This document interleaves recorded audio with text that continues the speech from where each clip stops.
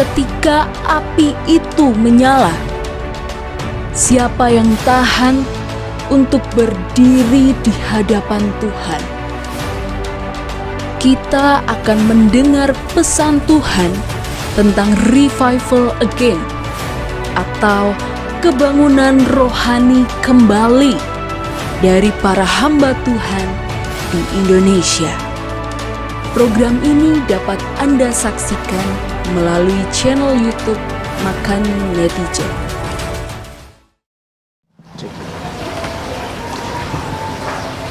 Haleluya, puji Tuhan. Selamat berjumpa kembali dalam kasih Tuhan Yesus Kristus. Kita bersama-sama di tempat ini, kita bersama-sama bersekutu, kita bersama-sama memuji mendengarkan kebenaran firman Tuhan. Puji Tuhan. Sebelum kita sama-sama mendengarkan firman Tuhan, kebenaran ini, mari kita semua para pemirsa yang ada di rumah, dimanapun kita semua berada, kita berdoa, kita mengucap syukur, kita minta otoritas kuasa Tuhan dan kuasa Roh Kudusnya memberikan kita hikmat, pengetahuan, bahkan pengertian dari Allah. Puji Tuhan, Allah Bapa kami yang di surga, yang kami kenal dalam nama Tuhan Yesus. Sore hari ini Tuhan, hari ini kami bersama-sama mendengarkan isi hati-Mu ya Bapa. Mendengarkan ya Tuhan curahan-Mu ya Yesus. Adalah kekuatan baru, semangat baru, bahkan ya Tuhan mujizat yang baru ya Tuhan kami nikmati, kami rasakan sebagai berdampak ya Tuhan dalam lingkungan kami yang ada. Syukur Tuhan, siap mendengar kebenaran firman-Mu dalam nama Tuhan Yesus Kristus. Haleluya, amin. Tuhan, pada hari ini kita akan bersama-sama mendengarkan kebenaran firman Tuhan. Tema pada hari ini adalah kebenaran yang membawa iman. Puji Tuhan. Kebenaran seperti apa? Kuasa seperti apa? Mujizat seperti apa? Pengalaman hidup apa yang membawa kita terus percaya, menghasilkan kepercayaan, menghasilkan kekuatan yang dari Allah. Apabila kita menjadi manusia yang takut akan Tuhan, yang mengerti akan keberadaan kuasa yang lebih besar, yang berkuasa di alam semesta ini, di dalam kehidupan ini, kita akan mengerti, kita akan memahami. Karena saya yakin dan percaya setiap pribadi lepas pribadi, setiap manusia, setiap makhluk, mereka akan mempunyai rasa, mempunyai perasaan, bahkan mempunyai pikiran bahwa ada penguasa yang lebih besar di lingkungan ini. Bukan cuma sekedar penguasa-penguasa seperti pemimpin-pemimpin negeri, seperti raja-raja, tetapi apa? Penguasa alam semesta yang menciptakan alam semesta ini. Puji Tuhan. Dan di sini sebagai orang percaya, sebagai orang Kristiani, ada kekuatan yang harusnya kita mengenalnya, yang seharusnya kita percayai, seperti apa yang diimani oleh Bapak orang percaya. Seperti apa? Bapak Abraham. Sebelumnya kita sama-sama kita buka Roma pertama ayatnya yang ke 16 dan 17. Di sini pernyataan Rasul Paulus. Tuhan, di sini saya bacakan, sebab aku mempunyai keyakinan yang kokoh dalam Injil, karena Injil adalah kekuatan Allah yang menyelamatkan setiap orang yang percaya, pertama-tama orang Yahudi, tetapi juga orang Yunani. Sebab di dalamnya nyata kebenaran Allah yang bertolak dari iman dan memimpin kepada iman. Seperti ada tertulis, orang benar akan hidup oleh iman. Di sini apa? Saya tekankan, orang benar akan hidup oleh iman. Nah, seperti apa iman itu? Seperti apa orang benar itu? Saya yakin dan percaya setiap manusia itu adalah gambaran Allah, pada mulanya diciptakan sempurna orang-orang yang dibenarkan, orang-orang yang dinyatakan, yang diciptakan oleh tangan Allah sendiri, bukan hanya dengan kata-kata saja, tapi apa? Dengan perbuatan, dengan kesadaran dari Allah Sang Pencipta. Oleh sebab itu dari sini orang akan melihat bahwa kebenaran inilah yang membangkitkan kita, menimbulkan dalam hati kita, pikiran kita sebuah kepercayaan, sebuah iman yang kuat. Maka di dalam 17 ini dikatakan dari iman dan memimpin kepada iman. Nah, iman itu apa? Kepercayaan itu apa? Sesuatu kepercayaan kepada kebenaran itu adalah apa? Kekuatan iman, kekuatan percaya. Kalau Bapak Abraham sadar bahwa setiap manusia itu berdosa, setiap manusia itu perlu penebusan, pasti Allah akan menuntut korban untuk penebusan salah. Pasti akan menuntut sebuah perjanjian supaya apa? Manusia itu keluar dari penderitaannya, keluar dari permasalahannya. Jadi dalam perjanjian lama, segala sesuatu korban itu pasti ada pencurahan darah. Dan korban karena kesalahan manusia, Allah sudah merencanakan. Di dalam Kejadian 3 itu dinyatakan sangat jelas sekali. Allah mengorbankan seekor binatang. Untuk apa? Menutupi segala dosa, segala permasalahan yang ada di dalam kehidupan manusia. Kenapa? Manusia di saat jatuh dalam dosa, dia takut bertemu dengan Allah. Dia sembunyi dari hadirat Allah. Dia sembunyi dari tatap muka dengan Allah. Jadi di saat ini disampaikan, timbul bahwa kebenarannya jelas sekali. Manusia dosa, manusia bersalah akan pesan-pesan Tuhan, akan kehendak Tuhan, keluar dari kehendak Tuhan. Dari kebenaran ini ada janji yang Tuhan berikan bahwa keselamatan yang dari Tuhanlah yang benar. Oleh sebab itu muncul sebuah penyataan kebenaran yang melahirkan kepercayaan. Di situ apa? Kebenaran yang menghasilkan iman percaya, yang diimani, yang dipercayai oleh Bapak Abraham. Jadi bukan sekedar saya percaya, saya percaya.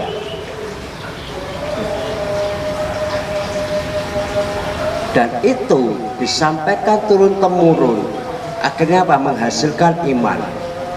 Sesuatu yang belum terjadi tetapi sudah mempercayainya dengan sungguh-sungguh, yakin Tuhan akan memberikan, yakin bahwa Allah yang menyediakan. Disitulah sebuah iman hadir. Puji Tuhan, apa yang menjadikan iman itu hadir? Apa yang menjadikan sesuatu itu terjadi dalam kehidupan kita? Semua pasti percaya bahwa Bapak Abraham adalah Bapak segala bangsa, Bapak orang percaya, Bapak orang beriman, percaya bahwa ada satu kekuatan yang lebih besar, kekuatan Allah Pencipta, Tuhan Pencipta, yang semuanya memanggil. Yang satu memanggil Tuhan, yang satu memanggil Allah, yang satu memanggil Bapa. Di situ bahkan mengatakan apa? Sang Hyang yang berkuasa. Dari sini apa? Kebenarannya. Apabila kita sungguh-sungguh ada kekuatan yang besar, di situ adalah kekuatan iman itu sendiri. Nah, dari sini dikatakan iman yang menghasilkan memimpin kepada iman. Berarti apa? Sebuah perjanjian, sebuah pesan yang dari Tuhan kita percayai. Itulah iman percaya, itulah sebuah harapan yang dari kita manusia. Bahkan kita akan melihat seberapa iman percaya. Kalau kita percaya Bapak Abraham adalah orang yang beriman. Nah, kekuatan seperti apa? Kekuatan yang dinyatakan seperti apa? Bahkan di sini di dalam Roma 4 ayatnya yang ke-3 bahwa dia yang dibenarkan karena iman, dia yang dibenarkan oleh karena percayanya membangkitkan sesuatu janji yang luar biasa. Bukan hanya kepada apa? Keturunannya, bukan hanya kepada istilahnya orang-orang Yahudi, bukan hanya dari ini. Tapi di sini tadi dikatakan di dalam Roma pertama tadi dikatakan apa? Juga orang Yunani, bukan hanya orang Yunani. Kita pun yang ada di sini, kita pun yang mendengar kebenaran itu akan menerima janji-janji Tuhan apabila kita mengerti, paham betul apa yang menjadi kebenaran itu, apa yang menjadi sebuah kebenaran yang dari Tuhan kita percayai. Jadi apabila kita tahu kebenaran seperti apa, ya ini tadi dikatakan bahwa Injil adalah kekuatan Allah. Apabila kita percaya kepada Injil, itu adalah apa? Itu menjadi apa? Percaya, beriman bahwa Injil satu-satunya keselamatan, kekuatan Allah. Injil itu apa? Kalau semua mengatakan Injil dikatakan ada 4: Matius, Markus, Lukas, Yohanes. Nah, Injil itu adalah apa? Bagi kita yang memahami, mengerti akan kebenaran firman, isi cerita yang dalam kitab-kitab itu bahwa Yesus satu-satunya yang menceritakan siapa pribadi Yesus. Berarti apa? Yesus adalah Injil, kebenaran, bahwa Yesus adalah janji Allah sendiri, penggenapan. Jadi di saat kebenaran itu dinyatakan dan setiap orang ini percaya, inilah dikatakan iman. Jadi kebenaran bahwa Yesus hadir bukan karena kehendak manusia, tapi kehendak Tuhan, bahwa manusia perlu diselamatkan. Jadi keempat buku itu bukan bicara sendiri-sendiri, tapi apa? Bicara tentang keselamatan, tentang siapa Yesus. Berarti apa? Iman yang membawa kepada iman. Inilah kebenarannya. Iman seperti apa yang dinyatakan kalau di dalam Roma 4 ayat 3 dan 13, sini saya bacakan.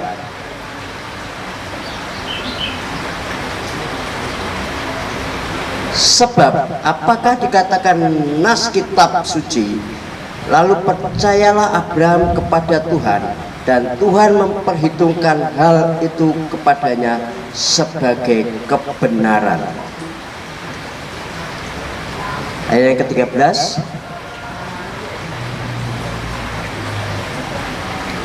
sebab bukan karena hukum Taurat telah diberikan janji kepada Abraham dan keturunannya, sebab ia akan memiliki dunia, tetapi karena kebenaran berdasarkan iman. Nah, kalau kita memahami, di sini dikatakan Tuhan memperhitungkan hal ini kepadanya sebagai kebenaran, bahwa Abraham percaya Tuhan itu ada, bahwa Abraham percaya Tuhan mampu menyelamatkan manusia, bahwa Abraham percaya Tuhan menyediakan keselamatan untuk manusia. Ini yang dikatakan percaya, ini yang dikatakan iman. Walaupun Abraham tidak mengetahui Walaupun Abraham waktu itu tidak melihat bagaimana Tuhan hadir, tetapi janjinya ia pegang teguh. Janjinya dia ikuti, saran dari Tuhan dia ikuti. Oleh sebab itu dikatakan apa yang dipercayainya itu adalah sebuah iman yang dikatakan di dalam ayatnya, pasalnya di 13 tadi. Tetapi karena kebenaran berdasarkan iman. Nah, Abraham memegang kebenaran, Abraham memegang janji-janji Tuhan bahwa nyata benar Allah akan hadir. Seperti apa iman Abraham itu? Bahkan janjinya itu disampaikan sampai ke generasinya, sampai orang-orang yang ingin mengikuti, yang percaya akan apa yang dipercayai Abraham itu akan terima janji-janji Tuhan. Jadi janji-janji itu bukan hanya saatnya bukan hanya kepada keturunan secara jasmani, tetapi apa? Secara rohani pun yang mau percaya itu akan terima janji Tuhan. Nah, iman seperti apa? Kita buka dahulu di dalam Kejadian 22 ayat 8. Nanti kita akan bersama-sama kembali akan belajar di dalam kitab Roma. Kejadian 22 ayat 8.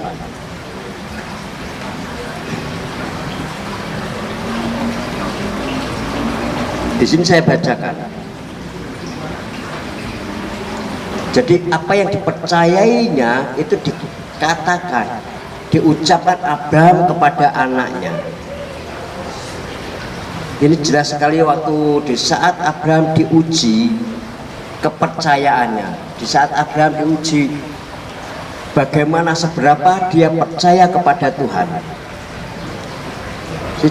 Saya bacakan ayat ke-8. Saud Abraham, Allah yang akan menyediakan anak domba untuk korban bakaran baginya. Anakku, demikianlah keduanya berjalan bersama-sama. Ini yang keluar dari lidah mulut Abraham. Dikala Abraham ditanya oleh anaknya, Bapak, di sini sudah ada api, di sini sudah ada kayu bakar, di mana korban yang diminta oleh Allah, yang diminta oleh Tuhan? Walaupun secara fisik, secara kenyataannya di situ belum ada korban, belum ada ini. Kenapa? Yang diminta Tuhan kepada Abraham adalah Pak, anaknya dikorbankan, anak satu-satunya, anak perjanjian, anak yang diperoleh dari perjanjian nikah yang kudus, diminta, yang ditunggu-tunggu oleh Abraham, diminta untuk dipersembahkan kepada Tuhan sebagai korban kepercayaan, korban keselamatan, korban untuk berkat-berkat. Tetapi iman Abraham secara pribadi disampaikan kepada generasinya, penerusnya. Mengapa kok bukan disampaikan kepada istrinya yang selalu mendampingi, tetapi harus disampaikan kepada anaknya? Jelas sekali, supaya apa? Semua generasi, setiap orang yang percaya di situ mengikuti apa yang dipercayai oleh Abraham, bahwa Allah sendiri yang menyediakan korban keselamatan, Allah sendiri yang akan berbuat segala sesuatu untuk manusia. Karena sadar bahwa manusia adalah gambarannya, ciptaannya. Dikatakan gambaran apa? Bagian dari Allah. Oleh sebab itu, sebagai manusia, bukan dari kehendak kita, tapi kehendak Allah, kita akan diselamatkan. Oleh sebab itu, muncullah percaya, muncullah iman. Apabila manusia tidak percaya akan keselamatan, kekuatan Allah, bahwa Injil adalah kekuatan Allah, rencana Allah untuk menyelamatkan, korban yang disediakan, saya yakin dan percaya. Pertama, tidak menerima janji-janji Tuhan. Kedua, bahwa keselamatan itu jauh dari orang itu. Yang datang adalah apa? Kutuk.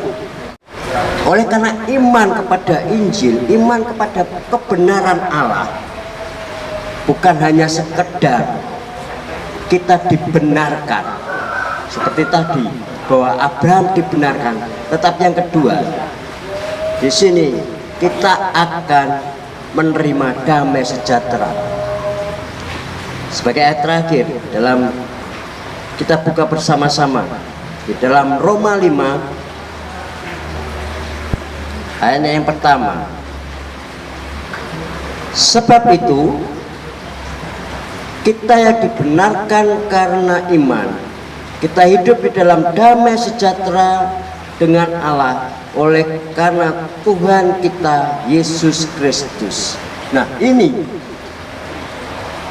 apabila kita percaya akan kebenaran Allah, percaya sungguh-sungguh, sama seperti yang dipercayai oleh Abraham, kita akan memperoleh damai sejahtera.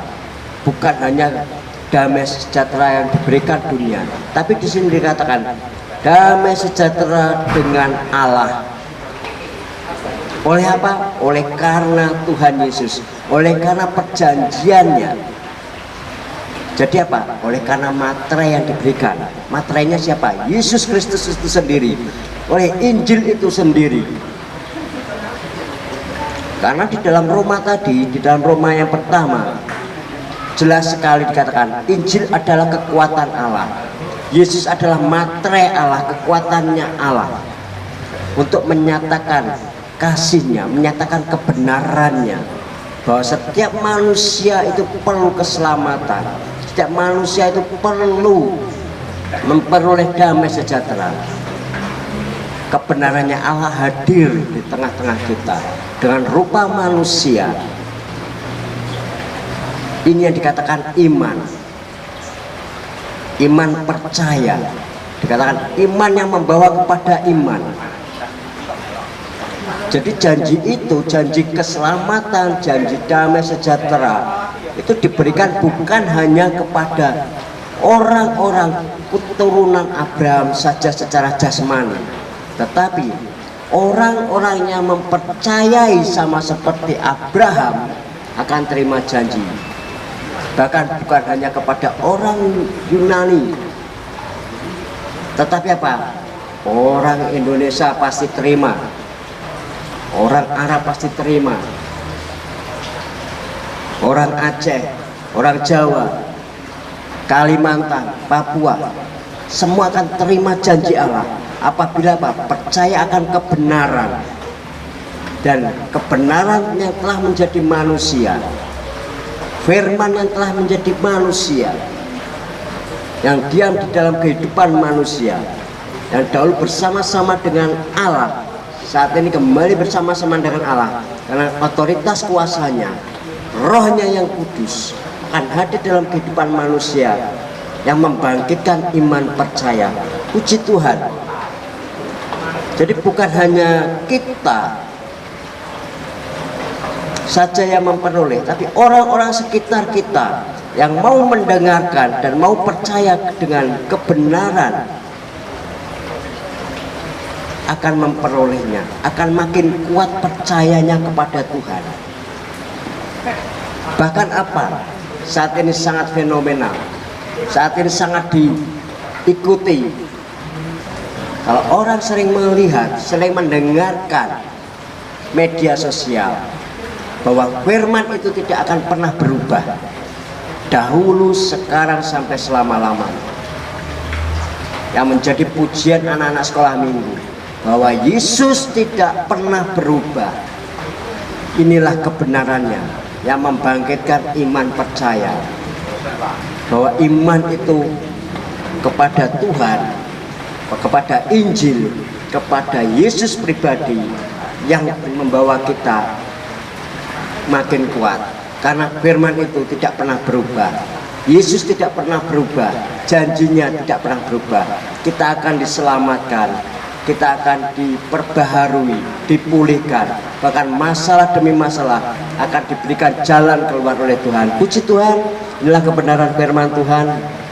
Bila ini menjadi kekuatan kita, menjadi kemampuan kita, bahkan membangkitkan iman percaya yang lebih dalam lagi kepada kebenaran. Puji Tuhan, mari kita sama-sama tundukkan kepala, kita berdoa supaya kuasanya makin hari makin luar biasa dalam kita. Bapa kami yang di surga, biarlah kasih-Mu terus mengalir dalam kehidupan kami, atas ya Tuhan pribadi lepas pribadi, bahkan ya Tuhan, dan kuat kuasa Roh-Mu ya Tuhan memberikan hikmat pengertian bagi ya Tuhan setiap pribadi yang mendengarkan kebenaran ini ya Bapa. Tuhan, hamba-Mu selesai berbicara, tapi hamba percaya oleh karena Roh Kudus-Mu, Engkau tidak berhenti berbicara, bahkan membawa pertumbuhan demi pertumbuhan, bahkan membawa mujizat demi mujizat bagi setiap pribadi yang mendengarkan firman Tuhan ini ya Bapa. Bapa, terima kasih, terus urapi, terus pakai ya Tuhan anak-anak-Mu Tuhan, terus ya Tuhan pakai Tuhan siapapun yang mendengarkan ini ya Tuhan, supaya mereka berdampak ya Tuhan, berbuah ya Tuhan oleh karena firman-Mu, kebenaran-Mu. Iya dan amin. Bapak terima kasih, semangatnya Tuhan kami serahkan hanya di dalam nama Tuhan Yesus Kristus. Haleluya, amin.